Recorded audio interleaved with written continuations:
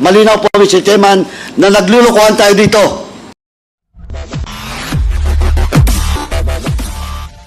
Malinaw po, Mr. Chairman, na naglulukuhan tayo dito. Naglulukuhan tayo dito because the first letter promised us that he will be present after November 1. Kung hindi tayo naglulukuhan dito, eh ano? Natatakot siya? Remember, Mr. Chairman, that we have already sent 2 invitations. This is the second hearing that we invited the former president. And the first invitation was answered by Attorney Delga, no, for on behalf of the president, in the absence of that authority being requested by this committee through this representation during the last hearing. Now, Mr. Chairman, looking at the answer, looking at the reply of Attorney Delga on the first hearing, well, in fact, Mr. Chairman, naglulukuhan tayo dito. Why? Why? Because the first reply made by Attorney Delga representing the former president is that the excuse is that the former president needs much rest, and assured this committee that he will be present in the next hearing. At the same time, he has a specific date, Mr. Chairman, given to this committee through this letter, after November 1. And let me read, Mr. Chairman, allow me to read in toto the portion of such reply coming from Attorney Delga.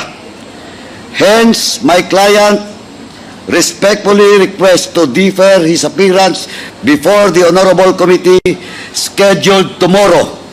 Rest assured of my client's willingness to appear before the House of Representatives on some other available date, preferably after November 1, 2024. And for the record, Mr. Chairman, the invitation that was sent to the former president and was answered by Attorney Delga was before the presence of the former president in the Senate. And he has promised us, this committee, through his letter, that after November 1, he will be present in today's hearing. Ano to? Naglulukuhan tayo dito?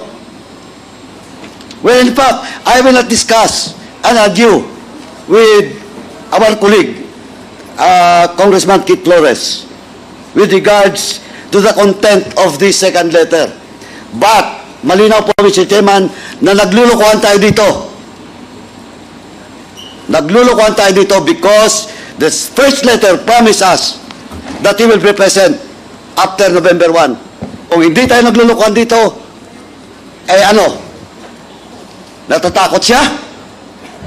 Na pumunta dito?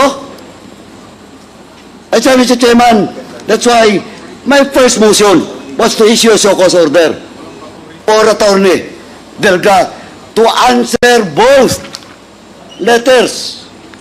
And, Mr. Chairman, and I would like to reiterate once again that we should invite again the former president to be present in the next hearing. Mr. Chairman. Thank you, Mr. Chairman.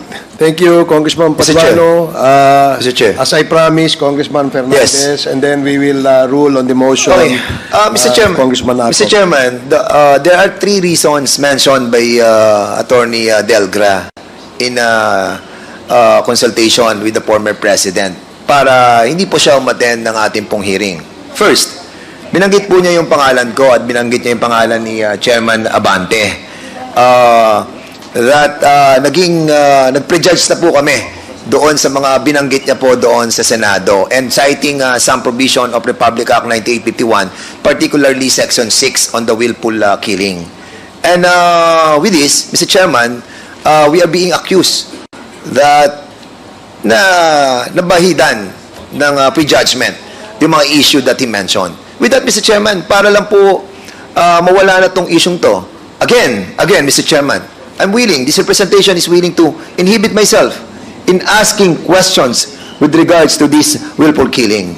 And I hope that my co-chair here, Chairman Abante, will do the same in relation to the first issue that the former president, with consultation of his lawyer, cited in this letter. Secondly, that's the reason why we asked the presence of Colonel Grijaldo to be here, because he accused us of coercion and harassment and threats. And that's the reason why we are questioning, yung mga medical certificate that he submitted to this Congress. We wanted that the integrity of this Quadcom will be cleared eventually. And with that, Mr. Chairman, eradicating the coercion and harassment and the threats that he accused us, then the reason for the President not to attend on this Quadcom will be eliminated.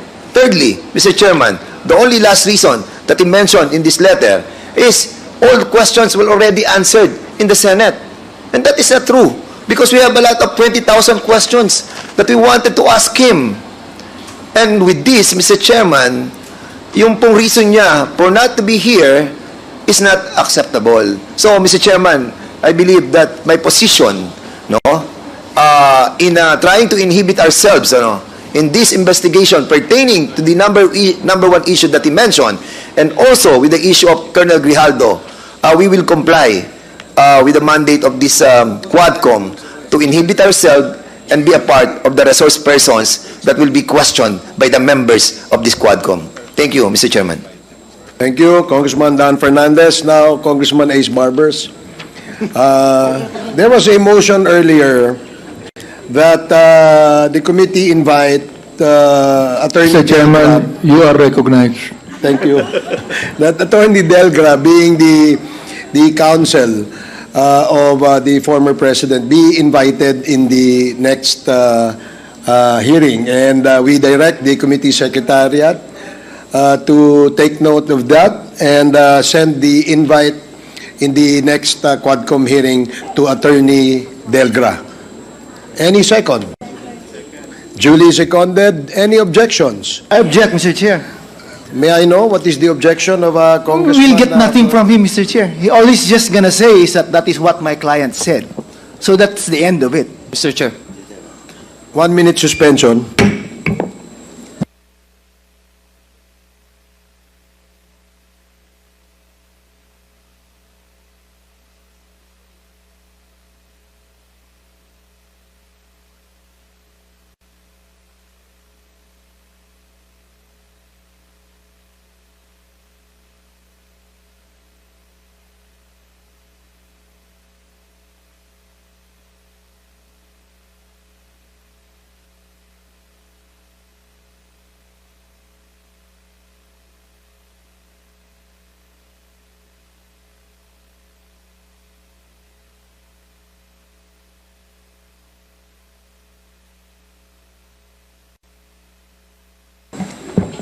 Hearing is resumed. Mr. Chair, Let me just parliamentary inquiry. Let me just state the parliamentary status before we went on recess. The parliamentary status is that we are approving and voting on the motion by Congressman Acop to invite Attorney Delgra, being the lawyer and counsel of the former president. And when the chair asked for a second, there was a second to this motion. But when the chair asked for an objection, there was an objection stated by Congressman Keith Flores. Am I made to understand, Congressman Flores, that you are withdrawing your objection? With a heavy heart. Yes, Mr. Chair, I'll withdraw my objection if Attorney Delgra will enter his appearance. But as far as the questions that we want to ask of him, Mr. I'll reiterate my position, Mr. Chair. Okay, that is noted. Thank you. Since the objections of the objection of Congressman Flores has been withdrawn, then the chair will rule that